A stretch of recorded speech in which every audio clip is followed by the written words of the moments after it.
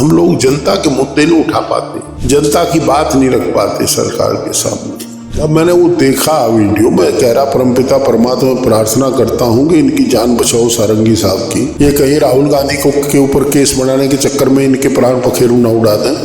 सत्ता पक्ष के मालिक तो दो हैं, आदरणीय प्रधानमंत्री जी और आदरणीय गृह मंत्री। आप कहने की क्या है, सत्ता पक्ष में किसी की हिम्मत ही नहीं। आदरणीय भीमराव अम्बेडकर जी, बाबा साहब जो है हमारे पवित्र संविधान के रचयिता है। क्या है यार, एक बात लगती कह देता कि मैं भीमराव अम्बेडकर जी के मामले में अगर मेरी बात किसी को प्रतिकूल लगी हो तो मैं क्षमा चाहूंगा। खेद व्यक्ति को छोटा हो जाते हैं अमित शाह।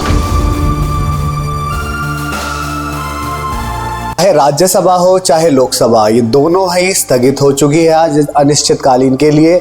मगर अगर बात करी जाए सदन की, तो सदन जो है हमेशा और हर बार हंगामे की भेंट चढ़ता है। इस पर ज्यादा बातचीत करेंगे, हमारे साथ समाजवादी पार्टी से सांसद हरिंदर सिंह मलिक जी हैं। सर, क्या इस तरीके से देखते जो हर बार हंगामे की भेंट ही चढ़ता है सदन? दुर्भाग्यपूर्ण है, हम लोग जनता के मुद्दे नहीं उठा पाते, जनता की बात नहीं रख पाते सरकार के सामने।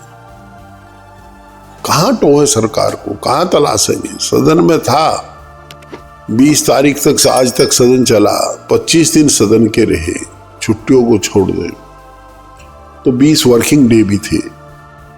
मजबूरी है, बदकिस्मती के हम 20 दिन का इस्तेमाल नहीं कर पाए, हम नहीं चला पा रहे। इतना सारा खर्चा होता है, बहुत ज़्यादा पैसा लगता है, उसके बाद जो है जाते हैं 10-15 मिनट बातचीत चलती है, फिर हंगामा होता है। रोज यही हो रहा, क्या करें, रोज यही होता है। राहुल गांधी के ऊपर FIR करा दी गई है, गलत परंपराएं डाल रहे हैं। क्या लगता है इसमें? गलत परंपराएं डाल रहे हैं। उन्होंने तो बोला है कि खून ज्यादा निकल गया, तबीयत ज्यादा खराब हो गई, RML में भर्ती हैं। अब मैंने वो देखा वीडियो, मैं कह रहा परमपिता परमात्मा प्रार्थना करता हूँ कि इनकी जान बचाओ सारंगी साहब की। ये कहीं राहुल गांधी को के ऊपर केस बनाने के चक्कर में इनके प्राण पखेरु न उड़ा दें। भाई मैंने खूब बारीकी से देखा, वो हरी कारपेट है जहाँ को हम जाते हैं, वो सीढ़ियों पर कहीं खून दिखाई नहीं दिया। षड्यंत्र है? नहीं, खून दिखाई नहीं दिया, मैं ये कह रहा हूँ।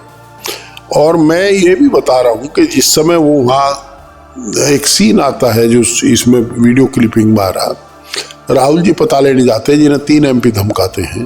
एक बहन जी है, 2 भाई जी हैं। वो चले आते हैं वहां से, हाथ बांध करके गए। उस समय वो राहुल जी की तरफ देख के यूं कर रहे हैं।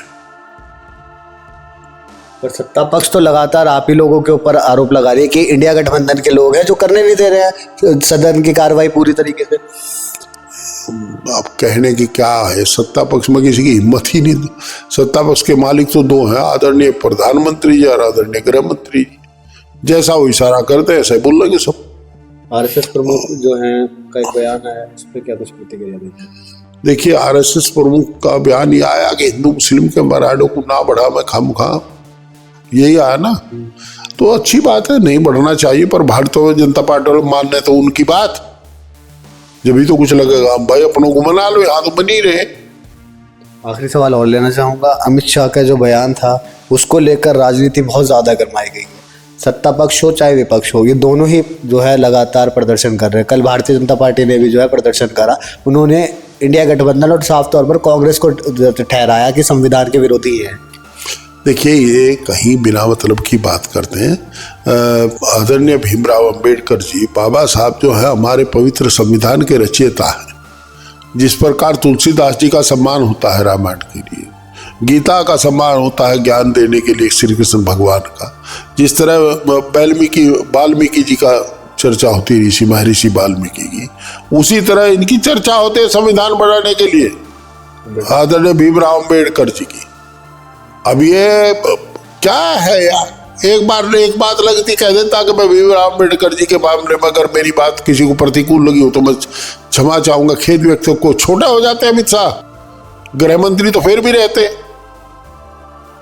तो लगता माफी मांगेंगे। अब ये माफी थोड़ा है मेरा, भगवान के सामने रोज हम जाकर के हाथ जोड़ के नहीं कहते कि जो हमसे गलती हुई तो माफ कर देना भगवान, तो वो भी कह देते क्या बिगड़ रहा था। देखिए, हिंदुस्तान की एक परंपरा रही है, जो स्वर्गवासी हो गया उसका सब सम्मान करते हैं। और ये तो सम्मान के योग्य थे ही। पद के अनुकूल आचरण करते हुए आदरणीय गृह मंत्री जी को माफी मांग लेनी चाहिए थी, ताकि ये विवाद खत्म हो जाता और हाउस चलता।